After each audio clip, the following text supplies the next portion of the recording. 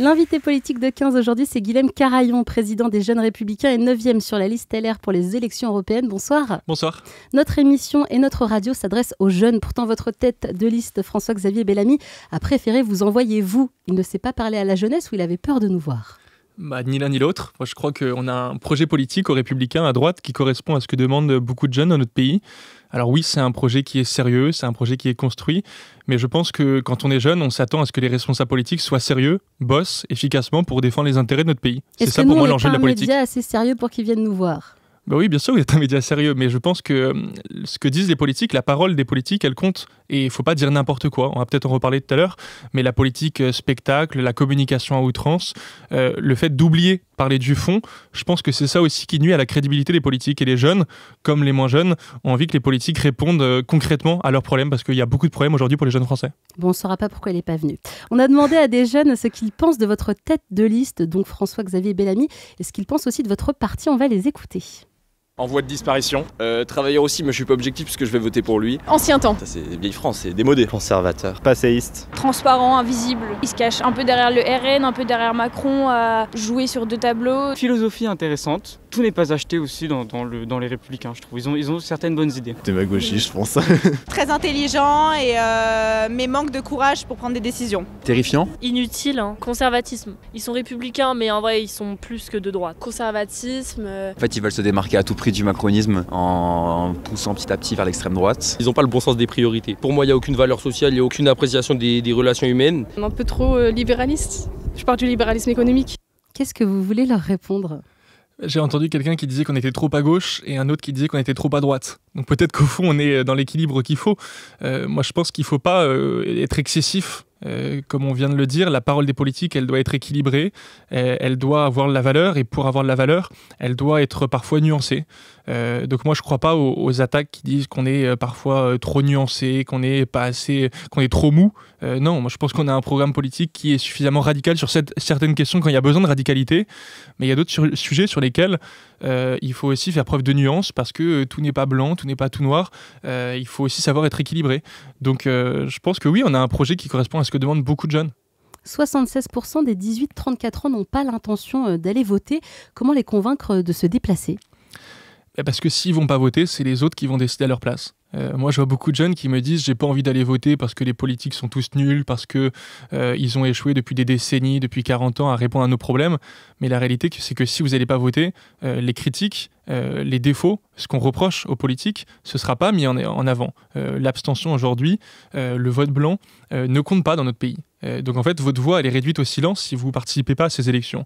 Le bulletin de vote, moi je pense que c'est une réponse politique à apporter à des problèmes. Et donc oui, évidemment qu'il faut aller voter si on ne veut pas que ce soit notre voix qui soit portée par d'autres qui auront des idées qui ne seront pas forcément les nôtres. Le désamour des jeunes pour l'Europe n'est-il pas la faute des politiques qui ne savent pas expliquer en quoi l'Europe influence notre quotidien ? Si, moi je pense qu'il y a un manque de pédagogie sur les questions européennes des politiques depuis des années. Ils n'ont pas réussi en fait à rendre l'Europe concrète, dire en quoi l'Europe peut être utile, en quoi l'Europe doit être améliorée et en quoi on n'a pas forcément besoin d'Europe. Moi je pense qu'il y a des secteurs sur lesquels on doit garder des prérogatives qui sont nationales, par exemple la question de l'armée. Le président de la République a parlé d'armée européenne. C'est le seul parmi les 27 pays européens à parler d'une armée européenne. Tous nos partenaires, tous nos alliés européens ne veulent pas de cette armée-là. Donc il n'est pas question de créer demain une armée commune européenne. En revanche, il y a des thématiques sur lesquelles on a besoin de l'Europe parce qu'on avancera plus fort et plus vite tous ensemble. La question climatique, qui est je pense une question qui est existentielle pour des milliers de jeunes dans le pays, pour des millions de jeunes, je pense qu'évidemment elle se traite à la fois au niveau national mais surtout au niveau européen. On va en parler au cours de cette interview. Est-ce que vous pouvez nous rappeler à nos jeunes en quoi l'Europe, tout ce que l'Europe fait pour eux, Erasmus, le Pass Interrail ou encore la mission volontariat dans un autre pays, parce qu'ils ne sont pas très informés là-dessus. Oui, vous avez cité 3 exemples qui sont, je pense, les plus marquants des dernières années pour notre génération. L'autre exemple marquant que j'ai envie de rappeler, c'est la paix. L'Europe, c'est la paix. C'est ce qui a permis la paix sur notre continent depuis des décennies. L'Europe, c'est une construction qui est d'abord politique, après la Seconde Guerre mondiale, les économies européennes se reconstruisent ensemble et ont vocation à ne pas s'entretuer. Et donc pour ça, on crée la communauté du charbon et de l'acier dans les années 50. Et puis après, il y a une construction plus économique. Créer un marché commun, la déclinaison de ça, c'est 1992, et la libre circulation des biens, des marchandises, des capitaux au sein de l'Union européenne. Donc moi, je crois que c'est d'abord une construction politique qui permet la paix sur notre continent. Et on le voit avec l'actualité tragique qu'il y a aux frontières de l'Europe, le conflit russo-ukrainien, qu'on a besoin de cette paix et que l'Europe de la défense, pour le coup, doit être une réalité encore plus forte pour nous préserver du retour de la violence, des guerres sur notre continent. Donc je pense que c'est d'abord une question politique, c'est la paix qui est permise grâce à l'Europe, mais pour que l'Europe soit plus populaire en réalité, pour que l'Union européenne soit plus populaire aux yeux des peuples européens et aux yeux des Français, je pense qu'il faut qu'elle rende des aspirations de vie plus concrètes, c'est-à-dire sur la question du pouvoir d'achat, qui est la thématique centrale pour les Français. Je pense que l'Europe doit répondre à des défis. La question de l'énergie, les prix de l'électricité qui ont vachement augmenté. Nous, grâce à notre candidat, grâce à François-Xavier Bellamy, on a fait en sorte que les prix de l'électricité soient plus couplés sur le gaz, parce que les prix du gaz ont explosé avec le conflit russo-ukrainien. Donc on a fait en sorte que le prix de l'électricité soit plus calqué, aligné sur le prix du gaz. Ça, c'est une réalisation concrète et qui sert le pouvoir d'achat des Français. Je pense que sur tout un tas de sujets, la question des migrations, la question de l'insécurité, et je pense que l'Europe doit être plus concrète. Et c'est comme ça qu'elle arrivera à se faire aimer des peuples européens. Alors concrètement, qu'est-ce que vous proposez, qu'est-ce que votre candidat propose pour les jeunes? Parce que la paix, c'est très bien, on veut tous la paix, mais dans leur quotidien, est-ce qu'il y a des mesures précisément pour les jeunes? Parce qu'il a déjà été interrogé là-dessus et on attend un peu les réponses. Vous avez parlé de la question d'Erasmus. Erasmus, c'est un super dispositif qui profite à beaucoup de jeunes, mais souvent qui sont urbains, qui viennent des grandes villes. Moi, je viens du Tarn, un département rural, et je pense qu'il y a plus de la moitié des jeunes de mon âge qui ne connaissent pas forcément Erasmus. Et je pense qu'il y a 95% des jeunes de mon âge, dans le Tarn, comme dans tous les territoires ruraux, qui n'ont pas profité d'Erasmus. Donc étendre Erasmus aux jeunes qui viennent de la ruralité, qui viennent des campagnes, et pas seulement des grandes villes, des grandes métropoles, déjà c'est une chose. Mais ça ne leur est pas fermé, ça veut dire quoi? Plus communiquer? Ça veut dire l'étendre, ça veut dire faire des campagnes de communication à la campagne pour que chacun sache qu'il a accès à ce projet qu'est Erasmus. Et puis on peut aussi l'étendre. Erasmus aujourd'hui c'est au-dessus de 18 ans, c'est dans l'enseignement supérieur, c'est les étudiants. Moi je pense que quand on est au collège, quand on est dans ce qu'on appelle l'établissement secondaire, le collège, le lycée, on pourrait avoir accès à Erasmus. Ça peut être un moyen de voyager, de découvrir la culture commune européenne. Donc je pense que ça peut être une idée. Une deuxième proposition qu'on fait dans cette campagne, c'est faire de la santé mentale une grande cause européenne. Moi, je le vois, j'ai été responsable associatif dans mon université et la détresse psychologique des jeunes, elle est de plus en plus présente. Et l'Europe ne propose rien aujourd'hui? L'Europe présente absolument aucun projet pour répondre à cette problématique. Et surtout, on a l'impression que les politiques, et c'est en dehors des élections européennes, c'est pour toutes les campagnes électorales, il y a 2 ans, c'était les élections présidentielles, on parle jamais de cette question-là. Jamais. Moi, je me souviens quand j'étais donc dans mon université, les jeunes qui n'avaient pas les sous pour faire 3 repas par jour, faisaient la queue chaque jour pendant des minutes et des minutes, parfois des heures, à des distributions alimentaires pour manger à leur faim. Vous proposez quoi du coup? Je pense que la réponse, ça ne va pas être seulement au niveau des associations. Je pense qu'il faut qu'il y ait une réponse politique qui soit plus large. Je pense que notre société doit être capable d'offrir plus d'emplois. Des emplois, on a la capacité de progresser plus rapidement.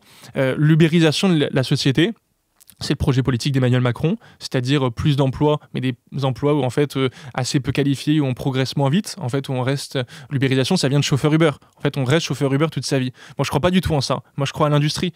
L'industrie, c'est ce qui permet de progresser socialement. On commence tout en bas, certes, parfois sans qualification, ouvrier, mais 10 ans plus tard, on peut devenir contremaître, augmenter en salaire, augmenter en compétences, et peut-être 10 ans après devenir ingénieur. La réindustrialisation, et ça passe par tout un tas de propositions, faire en sorte de baisser les impôts de production pour faire de la France une vraie nation industrielle, rendre les conditions fiscales plus attractives. Aujourd'hui, on est un enfer fiscal pour tous les entrepreneurs, pour tous ceux qui veulent créer de la richesse, parce qu'il y a beaucoup trop de prélèvements obligatoires. On vous dira l'inverse, parce qu'avec Choose France, ça a très bien marché. Il y a plein d'investisseurs étrangers qui viennent en France. Non, la réalité, c'est qu'il y a 30 ans, on avait la part de l'industrie parmi tous les métiers, c'était 20%. Aujourd'hui, c'est moins de 10%. En Allemagne, ils sont restés à 20%. Donc non, on a de moins en moins d'industrie. Et ça, on le voit dans toutes les terres rurales. C'est le cas chez moi dans le Tarn, c'est le cas typiquement dans les bassins miniers du nord de la France. Il y a eu une désindustrialisation qui a été très forte. Ça a créé du chômage, donc des gens qui vivent des minima sociaux. et puis et donc de la redistribution qui est payée par les gens qui bossent. Donc en fait, il y a que des conséquences négatives à ce schéma, à cette spirale un peu infernale de la désindustrialisation. Moi, je crois qu'il faudrait réindustrialiser parce que, comme on l'a dit, ça permet l'élévation sociale, ça permet de progresser socialement, ça permet l'innovation, et puis ça permet l'enracinement dans les territoires. Si on n'a pas envie demain que les campagnes se désertifient et que tout le monde aille vivre dans les grandes villes, parce que je pense que ça a encore du sens de vivre à la campagne en France, mais il faut qu'il y ait du boulot. Et pour qu'il y ait du boulot, il faut qu'il y ait l'industrie. Les sondages placent votre candidat entre 6 et 8%. Pourquoi sa campagne n'imprime pas ? Je pense que les Français vont rentrer en campagne maintenant. Là, c'est les grands débats où il y a beaucoup de Français qui commencent à regarder les débats. Donc, c'est le vrai début de la campagne. Ces derniers mois, c'était pas, à mon avis, là que ça s'est joué, que ça s'est décanté dans l'opinion. Maintenant, c'est le moment de convaincre les Français, de leur dire que quand on est de droite, et d'ailleurs pas seulement de droite, quand on croit au travail, au mérite, on en parle souvent de la valeur travail, eh bien, il faut avoir des parlementaires européens qui fassent le boulot à Bruxelles. Moi, j'ai pas envie d'élire des représentants qui vont faire uniquement du buzz, de la communication et qui vont rien faire à Bruxelles. Le problème de Jordan Bardella, qui est en tête des sondages, qui a plus de 32% des intentions de vote, et il y a beaucoup d'électeurs de droite qui se disent « je veux sanctionner le président de la République, donc je vais voter pour lui ». C'est un peu le vote utile pour beaucoup d'électeurs de droite. Moi, je pense que c'est une impasse, parce que très concrètement, il avait déjà gagné les élections européennes en 2019, il n'en a rien fait. Il n'y a eu aucune proposition de 2019 à 2024 de Jordan Bardella qui a abouti au Parlement européen. En 2014, sa famille politique, c'était pas lui le président, mais il en était déjà membre, c'était le Front National, avait aussi gagné les élections européennes. Depuis, il ne s'est rien passé. Donc moi, ce que je demande aux Français qui croient au travail, encore une fois, qui croient au mérite, c'est de regarder ce que proposent les candidats avant de regarder ce qu'ils proposent, regarder ce qu'ils ont fait pendant 5 ans. Parce que quasiment tous les candidats en 2024 étaient déjà candidats en 2019.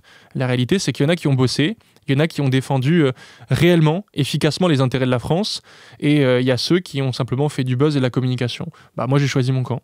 Si LR recueille moins de 5%, vous disparaîtrez du Parlement européen. Est-ce que c'est une crainte ? Je pense qu'on ne fera pas moins de 5%. Dans les sondages, on est un peu au-dessus de ce niveau-là. Mais oui, ça prouvera que la famille de la droite a plus vraiment d'avenir. Et je pense que ce serait désolant pour la démocratie. On a besoin d'avoir une droite et une gauche. D'ailleurs, c'est le clivage qui est structurant au Parlement européen. C'est la droite contre la gauche. Moi, j'ai pas les mêmes idées que ceux qui sont aujourd'hui membres du Parti Socialiste, de Raphaël Glucksmann. Mais au moins, ils ont des convictions. Le problème de la Macronie, le problème du président de la République, c'est qu'un coup il est de droite, un coup il est de gauche, mais du coup ça aboutit à l'immobilisme, le pays avance pas. Et c'est aussi pour ça qu'il y a de plus en plus de gens qui sont insatisfaits de sa politique, parce qu'ils disent, en fait, il y avait de belles promesses, il y avait d'ailleurs la promesse d'une révolution en 2017, on avait l'impression que tout allait changer, en fait rien n'a changé, et en réalité les choses ont empiré. Donc moi je pense qu'on peut être de droite, on peut être de gauche, mais l'important c'est d'avoir des convictions, et il faut les assumer. Et Valérie Hayet, la candidate du président de la République, elle n'assume pas ses convictions. C'est-à-dire ?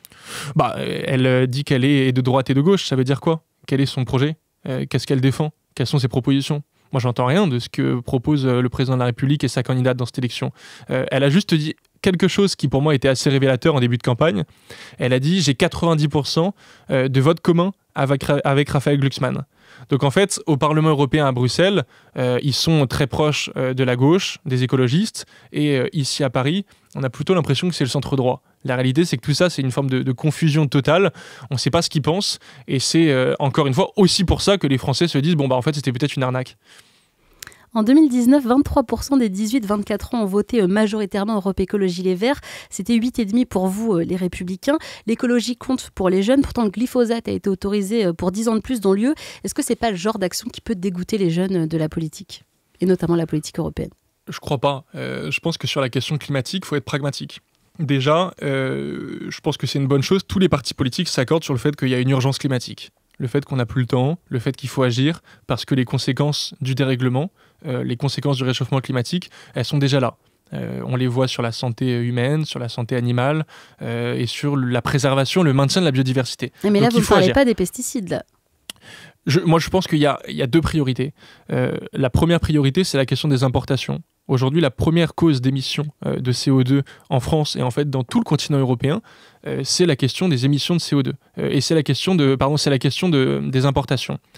On importe dans nos assiettes 60% de nos fruits et légumes de l'autre bout du monde. Et parmi ces 60% de fruits et légumes qui sont importés, très souvent, ils sont produits avec des pesticides qu'on interdit chez nous. Parce que produits dans des conditions environnementales qui sont désastreuses.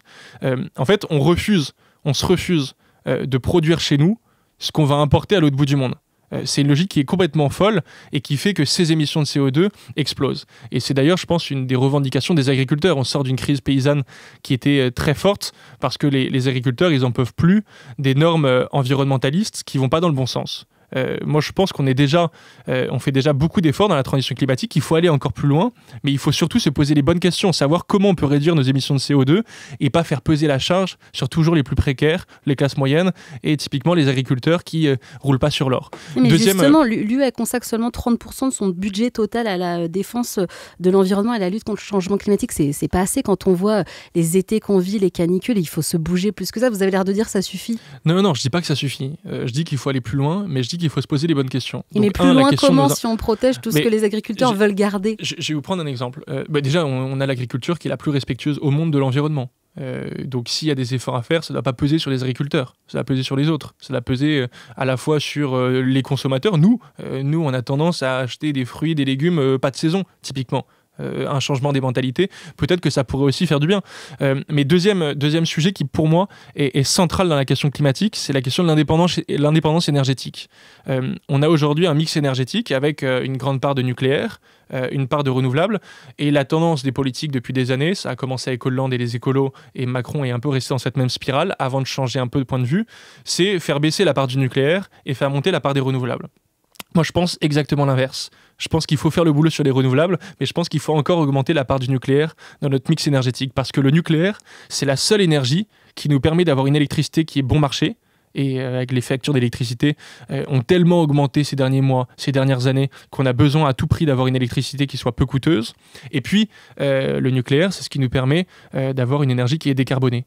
Vous vous rendez compte que ce n'est pas du tout la vision globale des jeunes qui votent majoritairement pour Europe Écologie Les Verts?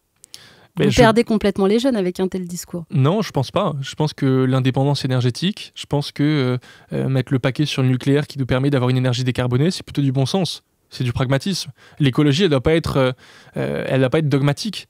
Il faut savoir se poser les bonnes questions pour savoir comment on arrive à résoudre le défi climatique. Mais moi, je pense qu'il faut une écologie qui soit beaucoup plus positive. Il ne faut pas une écologie punitive, il ne faut pas une écologie qui sanctionne toujours les mêmes. Aujourd'hui, s'il y a beaucoup de gens qui remettent en cause aussi l'écologie politique, c'est parce qu'ils ont l'impression d'être toujours les victimes de ce système-là. Et j'en reviens aux agriculteurs. C'est sur eux que pèse quasiment toute la charge, tout le fardeau de la transition climatique, alors que ça ne pèse pas sur les autres. Donc moi, j'aimerais bien qu'on se pose les bonnes questions et qu'on, concrètement, on se dise comment on arrive à mettre en place une écologie du quotidien avec un seul objectif, c'est on fait baisser les émissions de CO2. Donc pour moi, souveraineté alimentaire et indépendance énergétique, c'est les deux nerfs de la guerre. C'est ça l'essentiel. Après, on peut évidemment faire des plans pour rénover les bâtiments. La rénovation thermique des bâtiments, c'est évidemment des enjeux qui sont importants. Question du logement, donc plus généralement. Mais ces questions-là, je pense qu'elles passent après les deux grands défis qui sont la question de nos importations et la question de notre énergie, la question de l'indépendance énergétique. Autre thématique, en France, le droit à l'IVG est entré dans la Constitution. François-Xavier Bellamy, lui, se dit philosophiquement contre l'IVG. Certaines parlementaires aimeraient que ce droit soit inscrit dans la Charte des droits fondamentaux de l'Union européenne. Est-ce que vous le souhaitez quand on sait que l'accès à l'IVG est menacé en Pologne, en Hongrie ou encore à Malte, et quand on sait que votre candidat a voté contre une résolution du Parlement européen qui condamnait les atteintes à l'IVG en Pologne? En fait, cette question-là, la proposition qui vient d'ailleurs du président de la République, d'Emmanuel Macron, d'inscrire l'IVG, le droit à l'IVG dans la Charte des droits fondamentaux de l'Union européenne, pour moi, c'est un peu une diversion. Parce que la réalité, c'est que ça ne peut pas aboutir. Pour que ça rentre dans la Charte des droits fondamentaux de l'Union européenne, il faudrait qu'il y ait une unanimité parmi tous les États membres de l'Union européenne sur cette question-là. Or, il le sait très bien, Emmanuel Macron. Ça n'arrivera pas. Effectivement, la Hongrie, la Pologne ont déjà annoncé, ils vont pas le faire, ils l'ont déjà dit, d'ailleurs c'est ce qu'ils appliquent au niveau national chez eux, qu'ils veulent pas le faire rentrer dans la Charte des droits fondamentaux de l'Union européenne. Donc ça sert à quoi en fait de faire des propositions dont on sait pertinemment qu'elles vont pas aboutir? Ok, donc sur ce volet-là on est d'accord, mais sur le reste, François-Xavier Bellamy qui aide la Pologne à ne pas être condamnée par l'Europe pour les atteintes à l'IVG. Comment vous positionnez? Ça aussi, je pense que c'est un faux procès qui lui a été fait. Il a parfois été caricaturé sur cette question. Lui, ce qu'il dit, c'est qu'il tient à l'équilibre de la loi Veil. La loi Veil qui a été faite mais la loi Veil, c'est pas ce qui se passe en Pologne. Non, mais bien sûr, mais la loi Veil, nous on y tient. Le projet politique des Républicains, d'ailleurs, Simone Veil, elle était membre de notre famille politique. Donc on tient à cet héritage-là. Moi, je pense que la question du droit des femmes à disposer de leur corps, elle est centrale. Elle est centrale. Il ne faut pas avoir de caricature sur ce sujet. Moi, je suis évidemment pour le droit à l'IVG, pour le droit à l'interruption volontaire de grossesse. Simplement, il y a des garde-fous qui ont été posés dans la loi Veil. Moi, j'y tiens à ces garde-fous. Et je pense qu'ils ne doivent pas évoluer. Je pense qu'aujourd'hui, on a effectivement une remise en cause des droits de la femme et du droit à disposer de son corps dans certains pays. Aux États-Unis. Et votre candidat aide la Pologne à réduire ce droit?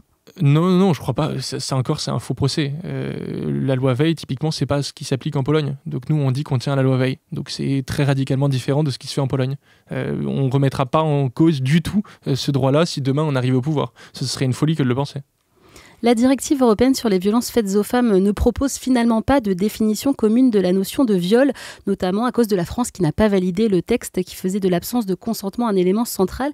Qu'est-ce que vous pensez de ça quand on sait qu'en France, une femme est victime d'un viol ou d'une tentative de viol toutes les 7 minutes ?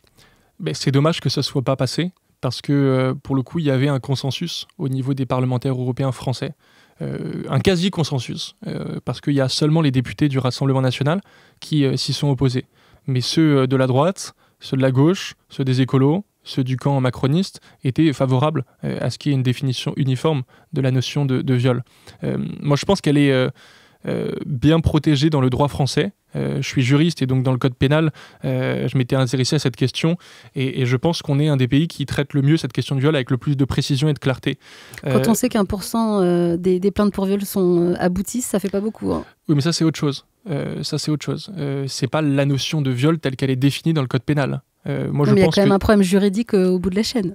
Bien sûr, mais c'est la question de la preuve en réalité qui se pose.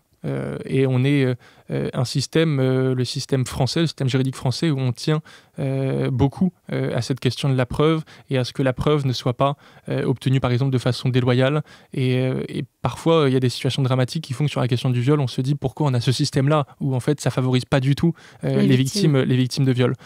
Peut-être qu'il y a des questions qu'il faut se poser sur ça, en tout cas sur la façon dont elle est définie ou dont elle pourrait être définie au niveau européen. Moi, je pense que c'est un acte manqué. Ça aurait pu être défini au niveau européen. Et j'en profite d'ailleurs pour dire que celle qui a porté la grande loi, qui inclut pas l'uniformisation de la notion de viol au niveau européen, mais qui a un texte qui lutte contre les violences faites aux femmes, c'est une parlementaire de notre délégation, elle s'appelle Nathalie Colin-Oesterlé, et elle s'est battue sur ce sujet-là qui est central, parce que oui, effectivement, on parle assez peu des violences faites aux femmes. Aujourd'hui, le taux de chômage des moins de 25 ans est de 14,5% en Union européenne, 17% en France. Pour lutter contre le chômage des jeunes, l'Union européenne a mis en place une garantie européenne pour la jeunesse qui vise à proposer à chaque jeune un emploi, une formation, un stage ou une alternance dans les 4 mois suivant la fin de sa scolarité ou perte d'emploi. Est-ce que c'est suffisant, ça, pour aider les jeunes ? Je sais pas. Moi, je pense que y a deux sujets sur ça. La question des charges salariales qui sont beaucoup trop importantes et qui permettent pas aujourd'hui l'embauche de jeunes. Il y a beaucoup de petits patrons qui se disent je vais pas embaucher un jeune parce que ça coûte trop cher, parce que le jeune il met quelques mois, parfois des années à se former et donc c'est pas bon marché. Moi, je pense que la solution pour ça, c'est de mettre en place une exonération des charges patronales pour l'embauche d'un jeune en CDI. C'est un dispositif qui est gagnant-gagnant. Gagnant pour l'entreprise parce qu'elle profite de l'exonération des charges patronales et gagnant pour le jeune parce qu'il va être embauché en CDI, donc avec un contrat à durée indéterminée, donc plus stable, moins précaire que le CDD. Donc ça, c'est une proposition. Deuxième proposition que nous, on fait, j'en reviens là, je pense que c'est central, c'est la réindustrialisation. Aujourd'hui, il n'y a pas assez de jobs stables qui s'offrent aux jeunes Français. Si on a des jobs plus qualifiés qui arrivent à rentrer dans le marché du travail, je pense que ça répondra à cette question de pénurie d'emploi.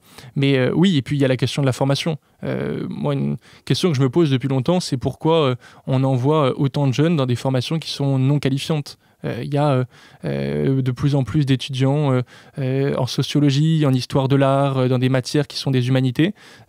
C'est des matières qui sont évidemment nobles, mais pas qualifiantes aujourd'hui. Et on a beaucoup moins de jeunes qui font des CAP, qui font des BEP, qui font des formations où on trouve très très vite un emploi, qui parfois ont été dégradées pour de mauvaises raisons. En Allemagne, typiquement, quand on rentre dans ce genre de formation, on n'est pas du tout dévalorisé sur le marché du travail. En France, il y a encore un peu ce tabou-là où quand au lycée, on arrive dans des formations professionnelles, on se dit c'est moins bien que la filière générale. Il y a même un peu cette expression de filière de voie de garage. Moi, je ne supporte pas cette logique parce que parfois, il y a des jeunes qui ont de l'or dans les mains, qui sont faits pour exercer ces métiers manuels, qui le feront très bien et qui gagneront d'ailleurs mieux leur vie que ceux qui font des filières générales et qui ont du mal à trouver un travail. Donc je pense qu'il y a cette question en fait, de formation qui doit être posée beaucoup plus tôt chez les jeunes, au lieu de le faire à 17-18 ans, au tout dernier moment où en fait, on décide de son orientation en 2 mois, alors que ça a des répercussions sur toute notre vie. Je pense qu'il faudrait, dès 14 ou 15 ans, voir en quoi les jeunes peuvent se préparer à exercer un travail qui corresponde le mieux à ce qu'ils ont envie de faire de leur vie. Le pass culture marche bien en France, en Italie, en Espagne, en Allemagne. Il y a 6 mois, Emmanuel Macron avait émis l'idée d'un pass culture européen. Pas de nouvelles depuis. Qu'est-ce que vous en pensez ? Est-ce que vous pensez qu'on fait assez pour les jeunes pour qu'ils se cultivent dans toute l'Europe ? Non, je pense pas. Je pense que la culture est un sujet un peu secondaire pour ceux qui nous dirigent. Alors que je pense que la culture, c'est un sujet qui est au carrefour de bien d'autres sujets.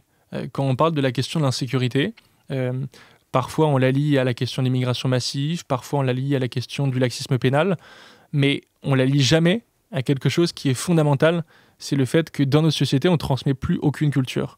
Et moi, je pense que c'est justement la perte de repères, le fait qu'on a refusé de transmettre, on a refusé de tout transmettre, la culture, mais même le respect, l'autorité, la courtoisie, toutes ces valeurs-là. C'est aussi pour ça qu'on a des conséquences sur l'insécurité et sur ce que Emmanuel Macron appelle la décivilisation.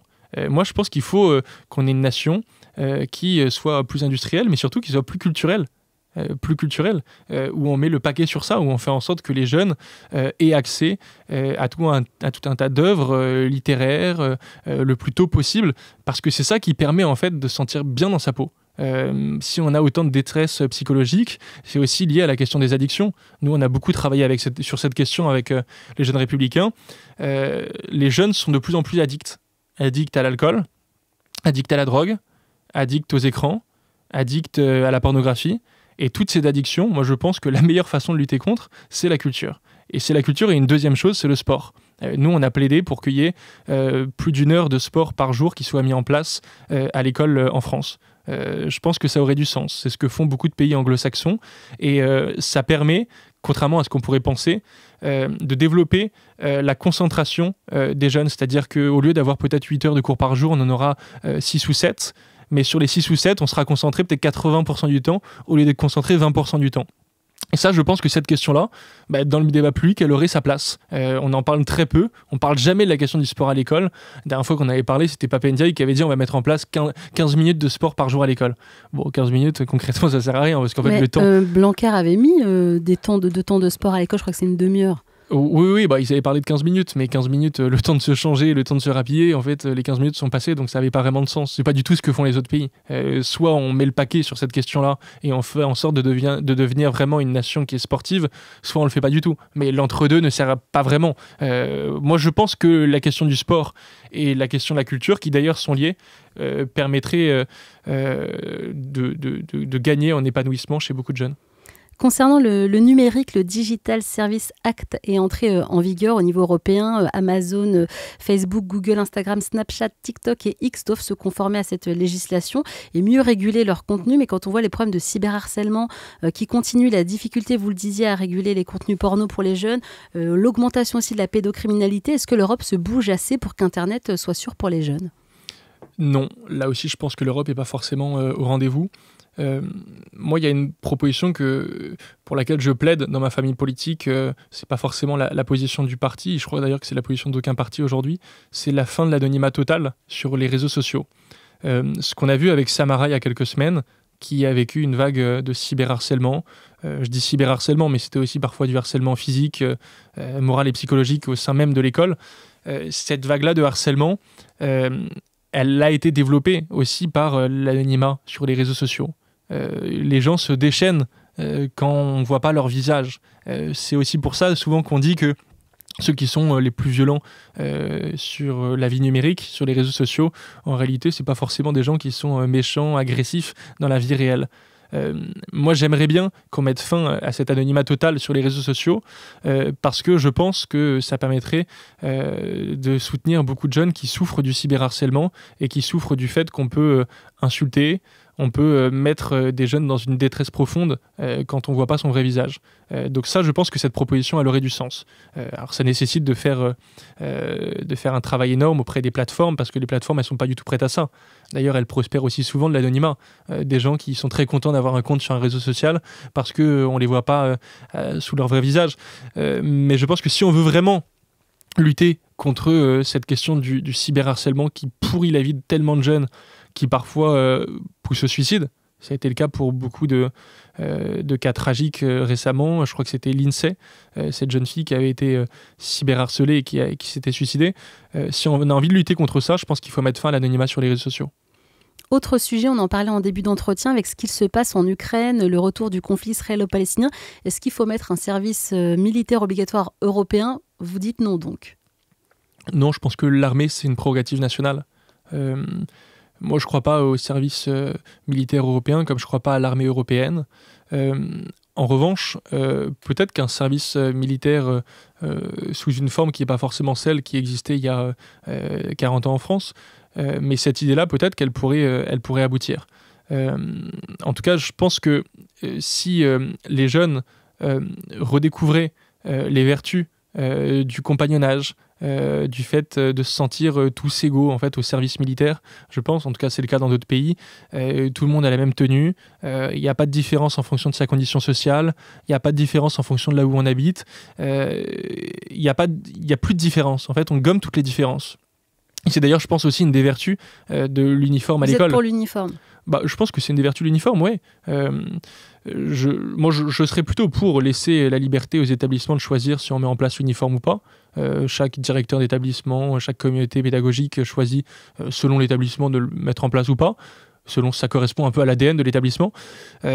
Mais je pense que tout ce qui permet de gommer les différences le plus jeune possible, ça va dans le bon sens. On a trop de jeunes qui s'auto-censurent parce qu'ils viennent pas forcément du bon milieu, parce qu'ils viennent pas du bon quartier, et qui se disent tout ça c'est pas pour moi. Si on peut gommer ces différences-là, je pense que ça a du sens, ouais. Autre sujet, la guerre à Gaza prend énormément de place dans cette campagne européenne. Votre candidat François-Xavier Bellamy a mis les pieds dans le plat en se rendant à Sciences Po pour soutenir les étudiants qui s'opposent au blocage. Il a publié une vidéo sur ses réseaux, vidéo qu'on va écouter. Il avance seul face à des jeunes qui crient « Bellamy, casse-toi » avec cette musique. Est-ce que c'est pas un peu de la politique spectacle de voir François-Xavier Bellamy arrivant en rappeur avec du gros son derrière lui ? Est-ce que c'est pas un peu indécent vu l'importance du sujet ? C'est la première fois qu'on reprochera à mon candidat François-Xavier Bellamy de faire de la politique spectacle parce que tous les autres commentateurs disent qu'il est très sérieux, parfois trop lisse. Ah là, c'est très mise en scène, là, ce TikTok est incroyable. Et qui s'adonne pas du tout à la politique spectacle. Moi, je vais vous dire... Après, on va peut-être parler du fond du conflit israélo-palestinien, mais sur la forme, je pense que c'est une bonne chose parce qu'on a besoin de coups d'éclat, on a besoin de faire parler de nous. Donc vous assumez ? Oui, on a besoin de faire parler de nous.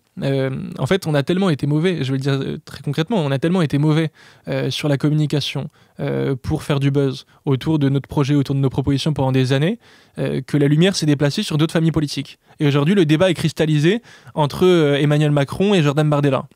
Entre la candidate d'Emmanuel Macron et Jordan Bardella. Moi, je me résous pas à ce que des camps politiques qui ont absolument rien à proposer aux Français, qui d'ailleurs reposent l'un sur l'autre.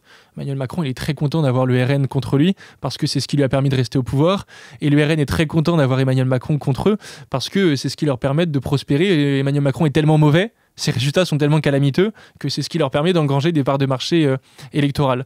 Moi, je me résous pas à ça, et donc je pense que tout ce qui permet, dans les 3 dernières semaines de cette campagne, de faire parler de nous, de braquer le feu des projecteurs sur notre candidature, sur notre projet, et que les gens, par la forme, s'intéressent au fond, je pense que ça va dans le bon sens. Donc oui, je pense que ce coup d'éclat, comme on pourrait dire, nous sert, parce que ça permet de s'intéresser au fond de ce qu'on propose. Alors justement, il a aussi débattu devant les caméras avec le député LFI Louis Boyard. Il se dit que les ténors de la droite ont conseillé à François-Xavier Bellamy de se positionner sur les sujets nationaux justement pour exister dans cette campagne. Est-ce que c'est pas un peu le degré zéro de la politique finalement ? Non, la France insoumise a fait de la question du conflit israélo-palestinien une question centrale dans la campagne. Est-ce qu'il faut en faire une question centrale ? Parce que du coup, on ne parle pas d'Europe. Moi, je le regrette, mais dont acte, ça l'est. À partir du moment où on débat de cette question-là, mais il faut en dire ce qu'on en pense. Et moi, je pense que la France insoumise s'est fourvoyée sur cette question. La défense légitime du peuple palestinien, elle permet pas tout. Elle ne permet pas de dire que le mouvement du Hamas, qui est un mouvement terroriste, est un mouvement légitime, comme a pu le dire Daniel Obono, qui est député de la France Insoumise. Elle ne permet pas de dire, comme encore une fois Daniel Obono et Rima Hassan, qui est candidate aux européennes pour la France Insoumise, que les actes du 7 octobre, c'était de l'autodéfense. C'est pas vrai, c'est pas de la résistance. Moi, je crois pas en ça. Moi, je crois que c'est le Hamas qui, à travers le 7 octobre, nous a plongés dans cette situation-là. Mais est-ce que Benyamin Netanyahou il peut tout faire, parce que là, on est à 35 000 morts? Bien sûr que non, on ne peut pas tout faire. Bien sûr que non. La riposte d'Israël, elle était nécessaire, mais contre le Hamas. Et elle doit être absolument proportionnée. Elle ne l'est pas. Parfois, il y a évidemment des bombardements. Quand on voit des images qui sont absolument horribles, on se dit que la réponse n'est pas proportionnée.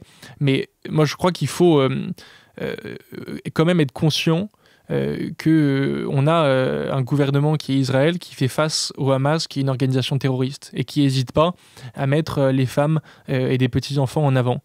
Et d'ailleurs, les dirigeants du Hamas, ils sont cachés, hein, ils ne vivent pas au milieu de Gaza, ils ne sont pas au milieu des bombes, eux, ils sont très loin, au Liban ou au Qatar, loin des bombes.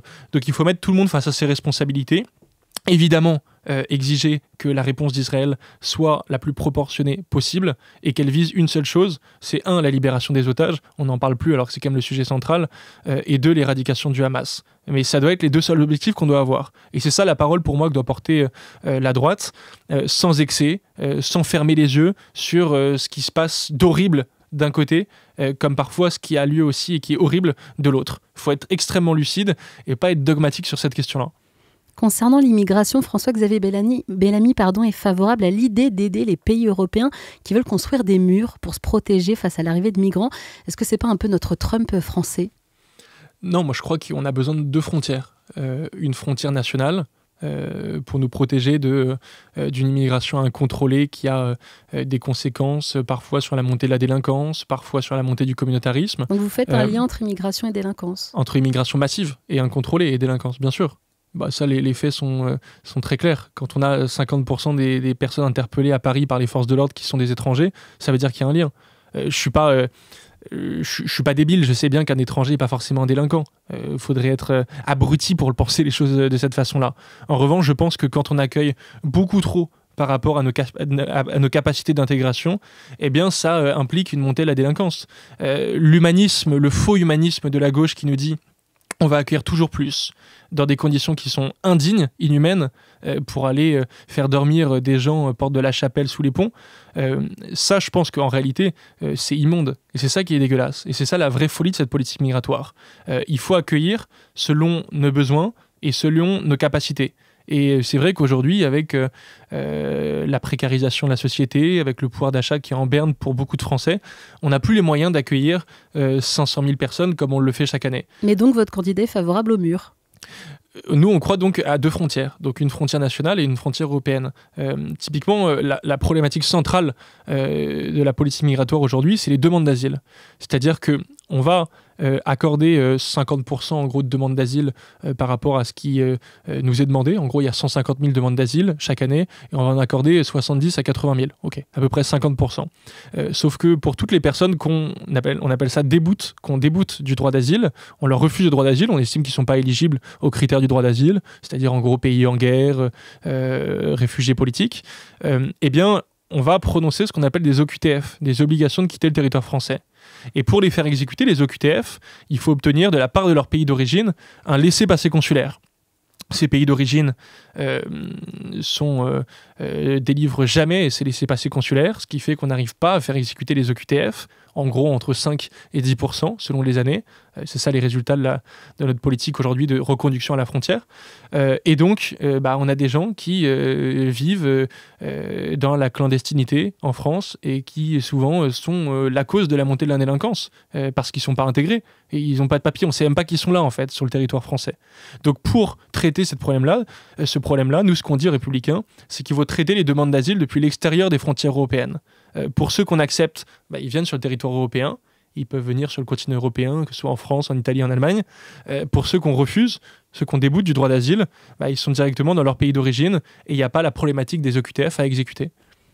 La campagne est entrée dans le dur, aucun candidat ne s'épargne. Est-ce que c'est pas un peu du théâtre tout ça ? Les journalistes politiques racontent que François-Xavier Bellamy ne s'entend pas si mal avec Manon Aubry ou Marie Toussaint, qui prennent le train ensemble, qui se soutiennent parfois au Parlement. Info ou intox ? Parfois, oui, des candidats politiques s'entendent bien avec des représentants d'autres bords politiques. Simplement, il faut, à mon avis, aussi, parfois, quand on a des divergences, les dire aux Français. On ne va pas faire copain-copain sur un plateau de télé, là où on est amené à parler de sujets qui sont importants, qui sont graves. Moi, par exemple, pour tout vous dire, à mon niveau, au niveau des responsables de mouvements de jeunesse, j'ai de très bonnes relations avec beaucoup de responsables. Typiquement, le président des Jeunes avec Macron est un ami. C'est pas pour autant qu'on a énormément de divergences. On pense la même chose sur à peu près aucun sujet. Et donc, à chaque fois qu'on fait un débat politique à la télévision, on met en lumière ces divergences. Simplement, peut-être ce qui singularise notre génération par rapport à l'ancienne génération, c'est que nous, typiquement, on va se tutoyer. On se tutoie dans la vie de tous les jours, donc on va pas se vouvoyer sur un plateau de télé. Et on se parle peut-être plus cash, plus franchement, plus sincèrement. Il y a beaucoup de responsables politiques qui ont donné une mauvaise image d'eux-mêmes parce qu'ils étaient parfois un peu caricaturaux à la télé. Et on se disait, en fait, moi, ce que j'entendais beaucoup de jeunes, c'est disaient, parlez normal, parlez normalement, parlez comme nous. En fait, si vous voulez qu'on vous comprenne, si vous voulez qu'on vote pour vous, il faut juste d'abord que vous mettiez des mots sur ce qu'on ressent. Et là, parfois, ça paraît un peu jargonneux, déconnecté. Moi, j'aimerais que les politiques soient plus concrets et parlent plus cash, parlent plus clair. Je pense qu'il y a beaucoup de Français, d'ailleurs, qui apprécieraient. Et j'ai plein de divergences avec Gabriel Attal, mais beaucoup de Français lui reconnaissent une forme de sincérité. Et le fait de parler clairement, je pense que ça peut servir même électoralement.